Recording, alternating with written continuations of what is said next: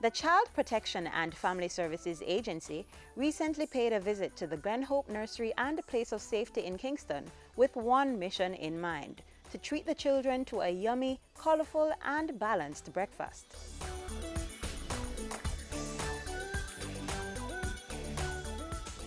What we would have done today is one, come in, participate, show how we can use still low-cost, low-budget solutions, but present it in such a way that the children are very excited about it. And you would have seen their faces, you would have seen how they've enjoyed it.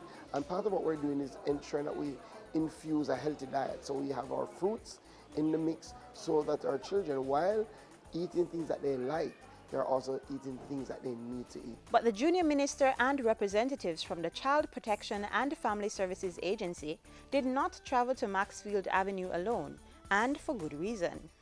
We've enlisted the support of Jackie Tyson, one of our very well-known chefs, and we are working with her throughout our child protection system to see how we can make our meals more exciting, more enticing for our children, while keeping it healthy. This is part of a bigger project which we're taking right across our homes. We're having Jackie go into our kitchens, work with our chefs, help them to do the same things but in different ways.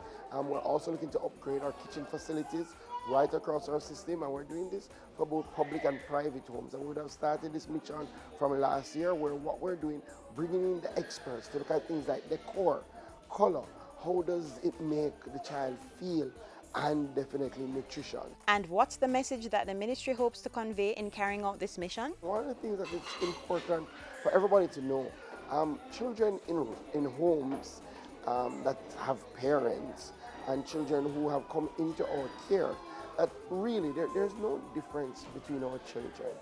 The only difference is the circumstance that they would have endured. Our children aren't different. All of them require patience, love, understanding.